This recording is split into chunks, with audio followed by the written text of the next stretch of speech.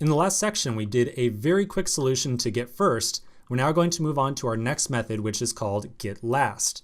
So the goal of this method is to return the very last node of our linked list.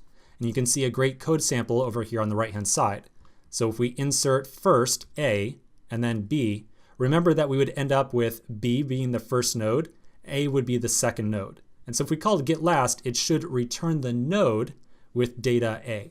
And the thing to keep in mind here is that we want to specifically to return the entire node, not just the data property of the node. We want to return the entire thing.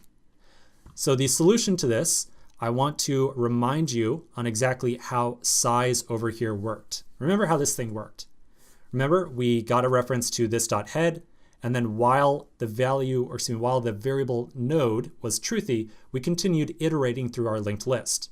So you can use this technique right here in a very similar fashion to find and return the last node.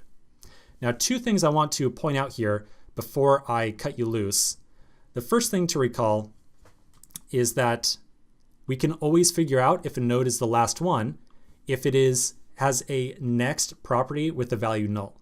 So when a node has the value null for next, that means it is the last one.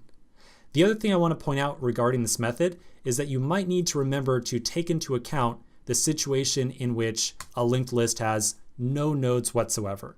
So the tests are written to check for this case right here. So make sure that you do handle the case in which there is no nodes associated with the linked list. All right, so I'm going to cut you loose. Go ahead and give it a shot, and I will catch you in the next solution where we will go over a solution together.